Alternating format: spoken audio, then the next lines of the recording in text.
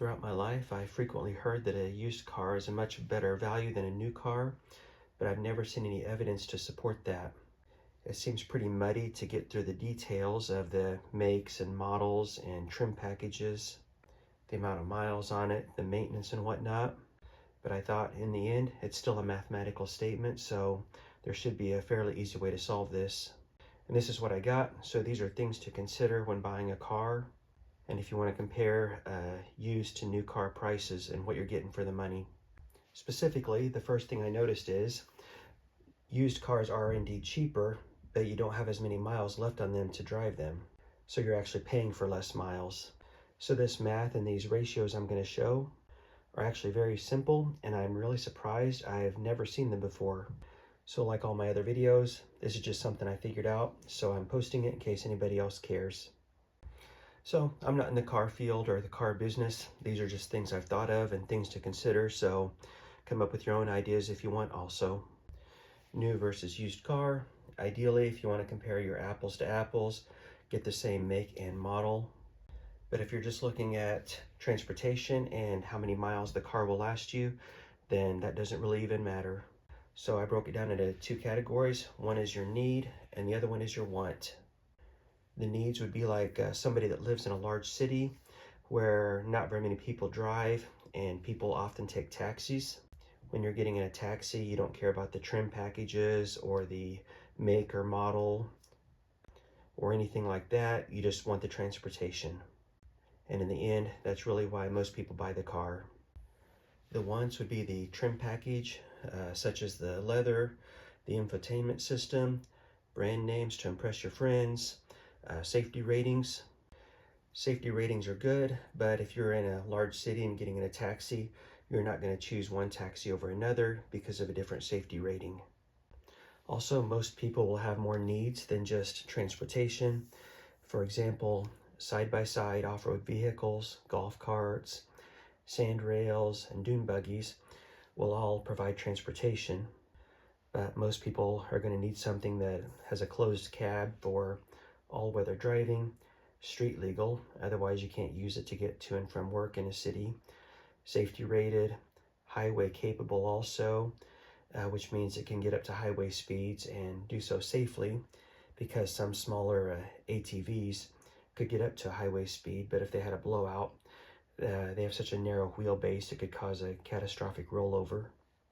So I'm thinking just the safety rating right here would just be the minimum safety rating. That means you can drive it at highway speeds and not get killed. But if you're comparing two cars and one has a slightly higher safety rating than another, then that might be more of a want instead of a need. Also, back before GPSs were part of an infotainment system, for a lot of cars, if you wanted one, you just buy the suction cup one that goes on your windshield. And I actually like that a lot. And that way, if I went hiking somewhere in the woods and there was no cell phone signal, I could still use that as a GPS because it was portable. And it didn't use cell phone towers. It went straight to the satellites. Also, the suction cup portable GPSs only cost $100 or $200. And if you want one as part of an infotainment system, then that raised the price up to like $1,000 or $2,000. So the little ones that are portable, they're easier to steal, but you can lock them in your console or hide them and take them with you. So just something to think about. I did a no effort 1 to 2 minute research on the internet for a used car versus a new car, same make and model. I went with Camry. Toyotas are known to be reliable and you can get high mileage on them and they're very common. So used Camry, $14,000. 82,000 miles, new Camry, $33,000, no miles. Some things to consider.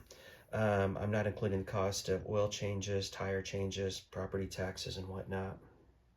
Also something to consider, new cars mean you don't have to be concerned with the maintenance of the previous owner, such as oil changes. Also, new cars will come with a warranty. And this is also considering that a new car will not have any, or a used car will not have any faulty manufacturing, such as the transmission goes out at 80,000 miles.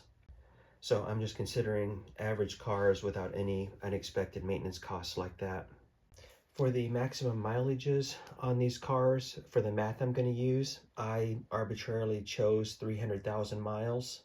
At some point, if you drive a much older car, then the cost of repairs can start adding up and become more than the car itself, plus the nuisance factor of constantly having a car in the shop. If you'd like to further decrease your odds of having to deal with car repairs, you could give your car a maximum of 200,000 miles. And if you really want to decrease your odds of having to deal with car repairs, I've known people that prefer to just lease a car, and then that way, about every 3 years or so, they got a brand new car. And likewise with that method as well, you can figure up your cost per mile, like how many miles you drive it per year on average, and how much it costs you to lease it. So those are some other things to consider. And next page. The first thing I noticed that muddies the waters when you're trying to decide if a used car is a better value than a new car. A used car is definitely cheaper, but you also don't have as many miles to drive it until it has to be scrapped. So here's what I came up with to determine the value per mile. Make up your own maximum mileage. I'm going to say 300,000 because after that, cars tend to not be driven much and they tend to start getting scrapped. But whatever number you use, the formula will be the same. Subtract the current miles, 82,000, so 300,000 miles maximum, minus the miles that's on it, 82,000. That means you have a total of 218,000 miles to drive the car. You're paying $14,000 for those 218,000 miles. Take the 14,000 divided by 218,000 miles. I turned $14,000 into pennies right there. And then it comes out to be 6.4 cents per mile. If you want, you could leave it as 14,000 and then convert to pennies at the end. New car will be $33,000, so 3,300,000 cents per 300,000 miles you can drive it. That's 11 cents per mile. So here's your price comparison. Used car costs you 6.4 cents per mile. New car costs 11 cents per mile. And next page. If you're looking at the price of something that goes on sale, you take your new price divided by your original price to find out the percent that you're paying. So if something was $2 and it goes on sale for $1, that's 1 divided by 2, so you're paying half price. So with the same concept of new price over original price, let's say we're thinking about buying a new car, but instead we change our mind and get a used car. So we get the new price versus the new price divided by the original price. 6.4 cents per mile divided by 11 cents per mile means we're paying 58% of the price. That means we're getting a 42% discount by buying a used car if initially we were looking at a new car. Likewise, if you're thinking about buying a used car but change your mind and get a new car, you just take the inverse of that fraction. So it's 11 divided by 6.4, that equals 1.7. That means you're paying an additional 70% of the cost. I like to try to look at the math or just look at anything from all possible angles, whether those angles are correct or not. But if you walk around anything and look at it from all different angles, you'll learn a lot more about it. So I just thought about this as a possible scenario. Say you go to a certain store where there's a certain salesperson that works off of a profit or a commission. He wants to sell you something. So he says, normally we charge $11 for this product, but I'm going to sell it to you for $6.40, thus preventing you from paying an additional 70% of the cost. So that's a 70% discount. And I'm only doing this deal for you, nobody else, because I like the way you look and I like the look of your face. And that was something people used to say in old movies when they were trying to sell somebody something. But then he says, if you come back tomorrow and see one of the other salespeople, they're not going to give you that 70% discount. They're only going to give you a 42% discount. In both cases, the original cost was $11, but now you're just paying $6.40, regardless of who sells it to you. So the discount is the same in both scenarios. What your salesperson did was just invert the fraction. So instead of 6.4 divided by 11, he just took 11 divided by 6.4. So it just shows there's different ways to manipulate the numbers or interpret the numbers. And thus the old saying, there's lies, there's damn lies, and then there's statistics. Here's a couple of different ways to interpret those numbers also.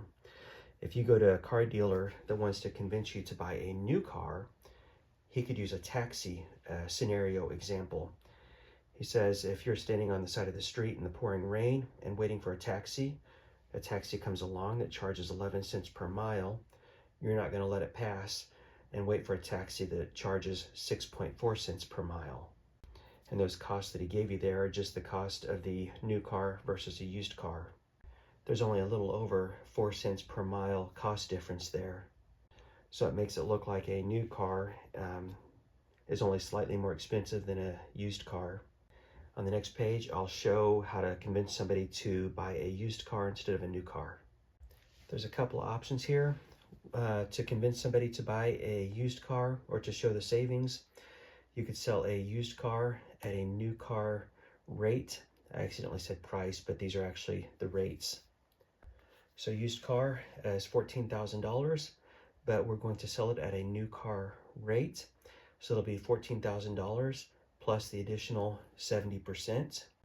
So the original price plus 70% of the original price comes out to be $23,800. Subtract the original $14,000 from that. That means you're paying an extra $9,800, almost $10,000 if you were to sell a used car at a new car rate. Also, a tangent here, an interesting thing about math is there's different ways to solve the same problem. And I accidentally did this the long way. To find out how much extra I was paying, I took the $14,000 plus 70% of $14,000, but then I had to go back and just subtract that $14,000 again, which means I could have just taken 70% of $14,000 to find out how much extra I was paying, because here I added the $14,000, then I had to go back and subtract the $14,000. And over here I'll show another example of that when I talk about selling a new car at a used car rate. Take your new car, $33,000. The used car rate means you're getting a 42% discount, which means that is the amount of money you don't have to pay. So you end up saving $13,860. So either way, when you look at just the cost per mile, there's a couple of different ways to look at it. Used car at a new car rate or a new car at a used car rate. And I guess it comes down to which one you were looking at first. For example, here, if you're looking at a used car, but then change your mind and decide to buy a new car, then you're paying an additional $9,800. And here, if you're looking at a new car, but instead change your mind and go with a used car, then you're saving $13,860. A couple of different ways to do the math on this. The simpler way I just showed is the new car costs $33,000. You're getting a 42% discount, which means that's the discount you don't have to pay. So you're getting a $13,860 savings. A little longer way to look at this, instead of getting that 42% discount, that means you're actually paying 58% of the price. So you take your $33,000 times 0.58, that means you're paying a total of $19,140. Then the next question is, what is our savings? So you take your original cost of $33,000 minus the $19,140 that you're paying. That means you're saving $13,860, which is the same number I got right here. Just a little quicker way to calculate it there by just multiplying by 0.42. So this whole video is just stuff I thought of off the top of my head. Feel free to plug in your own variables, consider anything I hadn't thought of, or consider what's important to you, and then see what numbers you can come up with. Also, a bit of a life lesson here. When working in the math or sciences or discussing them or researching them, to do it properly, there is little room for opinion or emotion, because everything should just be based on the numbers and evidence. But as I showed here, there are some different ways to interpret the numbers, some correct and maybe some not so correct. But I think it's those little ambiguities and complexities that lead to a more interesting and richer experience.